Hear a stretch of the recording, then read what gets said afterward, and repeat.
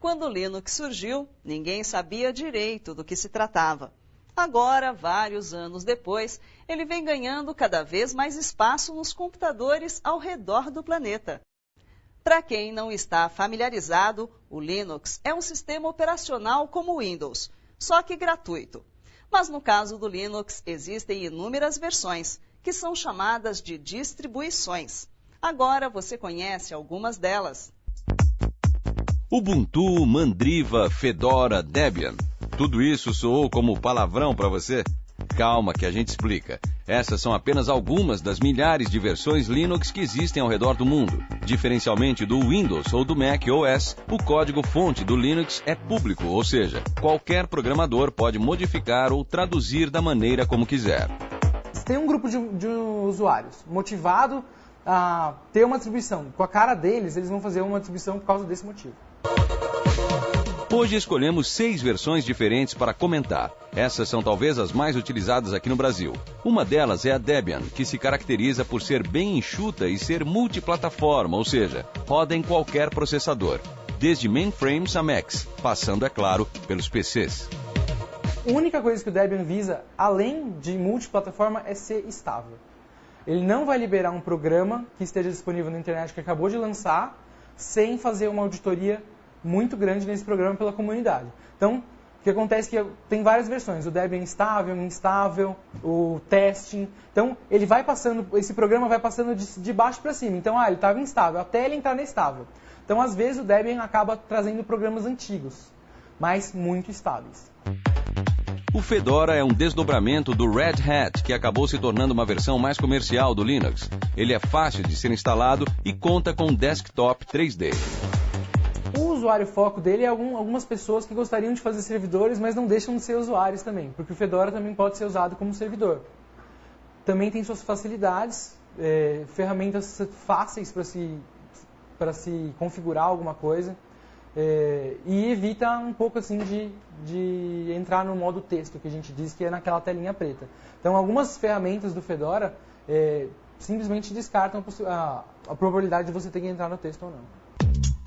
O OpenSUSE, ou OpenSUSE, tem quase o mesmo propósito do Fedora, funcionar em desktop e também servidor, mas se destaca pelo ambiente gráfico. A comunidade mundial é patrocinada pela Novell, que também tem parceiros com a Microsoft. Irônico, não? Eles aprimoraram um ambiente um pouquinho gráfico, assim, que não é muito diferente das outras distribuições se você instalar tudo que precisa e tudo mais. Mas o SUSE, ele tenta visar um pouco desse gráfico. E também para uma ferramenta, para quem é aí no outro lado não usuário, o lado administrador, tem uma ferramenta super poderosa chamada YaST, que é realmente aquela ferramenta que todo administrador de rede gostaria de ter. Porque se você dá 2 cliques lá, você pode dormir o resto do dia que o seu servidor vai estar funcionando. Já o Mandriva é uma distribuição franco-brasileira do Linux. Foi formada por meio da fusão da distribuição francesa Mandrake com a brasileira Conectiva. Essa versão é bem semelhante ao Windows e serve tanto para desktops como servidores. Já esta outra, a Kurumin, é 100% brasileira. A distribuição foi criada pelo brasileiro Carlos Morimoto e ele tinha a intenção de usá-la apenas em seu computador. Só que ele acabou anunciando a criação em seu site. Muita gente demonstrou interesse e o Kurumin acabou se espalhando pelo país. Para o brasileiro, com certeza a distribuição até tempos atrás mais utilizada foi o Kurumin, quando não existia o Ubuntu ou quando o Ubuntu não era tão forte. Então, o que levou os usuários brasileiros usando um pouco de Linux, o Kurumin ajudou bastante. Mas atualmente a distribuição mais popular entre os usuários finais é a Ubuntu. Aqui a proposta é oferecer um sistema que qualquer pessoa possa utilizar sem dificuldades, independente do seu nível de conhecimento. Mesmo assim, caso você ainda tenha medo de experimentar essa distribuição, está aqui uma boa informação. Quando essa pessoa entrar aí, por exemplo, no universo Ubuntu, ela vai perceber que as pessoas dentro do próprio Ubuntu visam se ajudar. Então, eu não entendo uma coisa, o meu Ubuntu não funciona em tal coisa. Então, essas pessoas se ajudam. Mas eu não quero usar o Ubuntu. Vou para a comunidade Fedora, vou usar Fedora. Na Fedora é a mesma coisa. As pessoas visam te ajudar. O meu Fedora deu problema em tal... Vai ter um monte de gente com o mesmo problema, a fim de encontrar uma solução só. Não sabe qual é a melhor versão para você? Bom, isso nem a gente pode dizer. Para descobrir, só mesmo experimentando.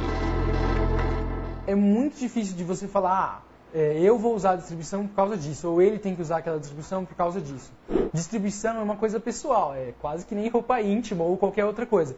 Cada um tem que ter a sua, cada um tem que experimentar aí um pouco e ver qual é a distribuição que faz a sua cara.